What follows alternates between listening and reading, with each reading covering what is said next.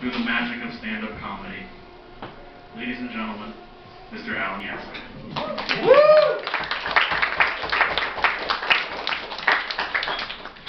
Thanks, guys. Just want you to know that you're watching stand-up comedy being performed by a very broken man who just had his dreams shattered literally minutes ago on my way over here. A lot of you know that I've been working on this restaurant concept for quite some time, talking to some investors, trying recipes, auditioning chefs, talking to contractors. Whole idea being that no one has tried this before. It's Mediterranean cuisine with California ingredients. And what did I see right around the corner from here? There's already a place called Manhattan Ave Medi-Cal. Fuck up. Like, I don't even want to perform stand-up comedy now. Like, I'm pissed off. I don't even know what to do to relax. Like, I feel like I should be at the unisex salon getting my nails done while I fuck a sea urchin. Tried watching the Oscars the other day. I don't know, man. That shit is too... Oh, sorry about the beeping sound. Earlier I put a Hot Pocket in the microwave. Someone actually rotated. Just leave the crisping sleeve on. Don't. Tried watching. I don't know. It's too artificial for me. Like computer graphics everywhere, like all the singing, long drawn out redundant speeches. And I'm sitting there. I'm like, is this even the Oscars? Or am I just watching another ISIS video? Alright, guys? Sorry. She did. That's offensive. I should have said Islamic State video. Can't call it ISIS. Can't call it Daesh. Trying to do this comedy thing, guys, I don't know. I got a Twitter, 4 years ago I got a Twitter. I try to write witty and funny things on my Twitter, and if I don't get the response that I'm looking for, I immediately check the news to make sure there hasn't been a major catastrophic event. Which is, that would actually be validating if there was, because then it's like, it's not that the tweet wasn't funny, it's just that no one can favorite at a time like this.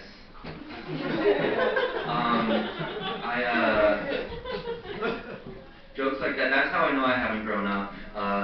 That and also this morning I trimmed my sideburns using the same exact pair of scissors that I used in 4th grade to cut construction paper, like long shits with colorful rubber handles. And that's the mantle of adulthood, when you're no longer using the same tools to groom yourself that you would to build a diorama of the Wild West. I don't know. I also become a child when I go home for the holidays. I went home for the holidays, Valentine's Day. I do this thing. I just become a child. I'm a spoiled brat. I treat my parents as if they are the curators of my childhood, and everything needs to stay the same.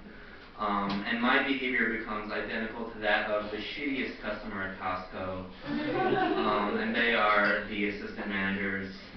I will go up to them saying things like, "Excuse me, when did you discontinue Gushers?"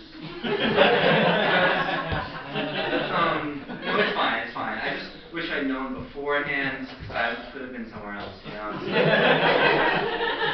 I'm taking it out on you. I know this isn't your responsibility. I think your supervisor might disagree with that. You guys like when I act out the voice. You feel transported. When you go home for the holidays, they have these things called televisions. They're like the internet, except you don't get to choose when things happen. And if you're like me and you don't really care about sports, there's only one channel that, can cater to your tastes. Coincidentally called the Food Network. And they have this program on there. It's an educational program called Unwrapped. It's about food that is made in a factory, and somehow they make that seem not disgusting, and they succeed brilliantly. And I realize the way they do it is through the narration. It's the voice of Mark Summers of What Would You Do fame. And I can't duplicate what he does, but this is more or less how he goes about it. Workers take sugar and corn syrup and mix them together in a vat, and they pass them through heated tubes where they combine with ammonium sulfide, food coloring, and other natural ingredients to form a bright red paste. Then they send them to the cooling vents. I'm just like, wait. I want that fucking paste. That shit looks amazing. Put it in a jar. I've written a lot of letters to Twizzlers, y'all. That's all I'm saying. I did show some maturity a couple days ago. I successfully kept myself from finishing an entire carton of white rice all by myself. All I had to do was really easy. I just had to pour soap on it. It's fine. Like, my roommate saw this, he's like, why don't you just throw that in the garbage? Okay, fine. Look at you. You got it together. Alright, I get it. Like, you can go out, you know, trash cans mean something to you. I got it. To me, it's like putting an object in another place. Like, what, you know. But yeah, that's a pro tip from me to you guys. Put soap on the food. You want to finish it. Don't use orange flavored soap. It will not work. Bad luck dating, guys. It's because of this shitty habit that I have. I'll ask someone out to dinner, and if I sense any hesitation whatsoever, I immediately blurt out, "Nobody has to know." I think that started off as like a self-deprecating joke, you know, like oh, no one, you don't got to be embarrassed. You're going out with dopey old me. But I think the way it's received is as a warning that things may go terribly awry, and I would appreciate it if others weren't aware of this little rendezvous. I'm a shy man, and what happens when you're a shy man is you can only have sex with people that have had way more sex than you.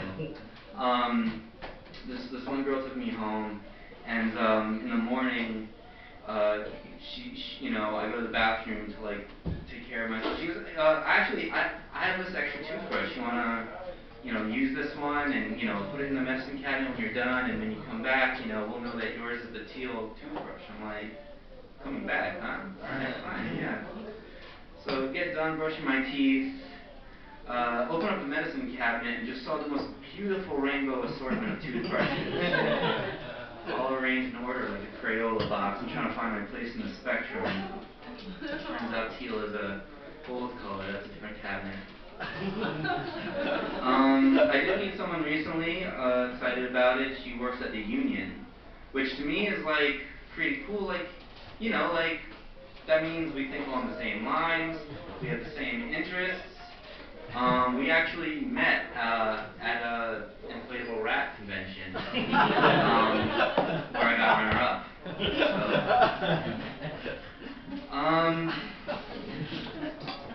What was I going to say after that? I guess I can't really go further, because I just mentioned the inflatable rat. I can't really go further without mentioning my childhood guinea pig. He died, after a couple months.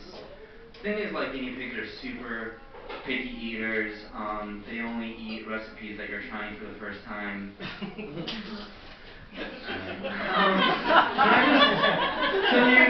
I just tell you guys a little piece of advice that I live by? Just a little quote.